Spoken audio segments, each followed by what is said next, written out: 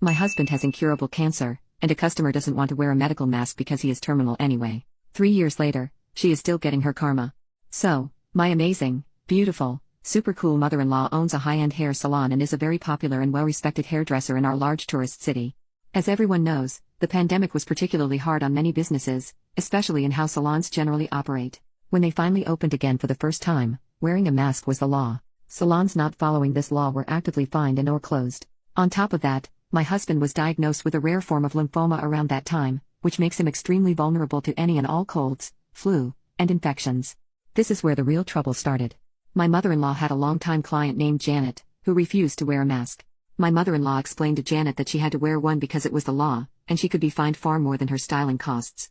Janet doubled down, ranting about her rights as an American, blah, blah, blah. Mother-in-law pushed back against the law and the fines. Still, Janet remained unmoved. Mother-in-law now got as serious as a mom can get. She explained once again that her son had cancer. Janet rolled her eyes. Yeah, I know. I read it on Facebook. Mother-in-law, then you understand that if I get sick, I can't see my son or it could delete him. Janet, so what? Isn't he terminal, anyway? Pause for shock while everyone in the salon just freezes for a second. Mother-in-law backs away from the chair. You need to leave. Janet, what? Why? Hairdresser number 2, get out. Get out now. Get out before I call the police. And that is how you get fired from your very expensive hairdresser. How anyone can think their freaking bleach blonde hairdo is more important than the hairdresser's child is beyond me. You know that woman has scissors in her hand, right? Little note about Hub's cancer. Yes, at the time his diagnosis was terminal, but thanks to advances in science he is now living with cancer instead of dying from it. However, he is still quite vulnerable to germs and viruses because it's lymphoma. Update, she's back. About 9 months ago, I posted about the most entitled hair salon client my delightful mother-in-law has ever had the displeasure of serving, and then firing. First, she sings show tunes while being worked on. Her voice is fine, but absolutely no one wants to listen to someone else sing snippets of show tunes while at their own salon day. No matter how many times mother-in-law gently urged her to stop, Janet would not cease doing this. Second, on her way out of being kicked out of the salon by all the hairdressers present, Janet said something along the lines of, "Well, I'll call you in a few months when you've calmed down." That gave us a good laugh, but then, fast forward to last Wednesday, my mother-in-law's usual day off. On that day, she has a married couple who runs the salon. They're relatively new and weren't around for the Janet incident. Taking advantage of a Groupon deal the couple had posted for themselves, Janet comes into the salon knowing it's mother-in-law's day off. She begins by acting like a brand new customer to the salon, but then between show tunes, yes, still sings show tunes while in the chair. She suddenly reveals she had once been kicked out and barred from this very salon. The new couple was shocked and confused hearing this, but not knowing the full story, just professionally finished the job and immediately called mother-in-law.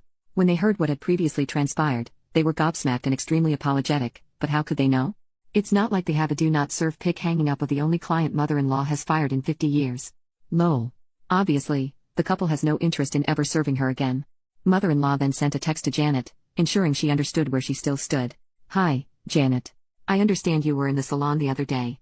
I know it was on Groupon, and Mary was unaware that you are not welcome in my salon.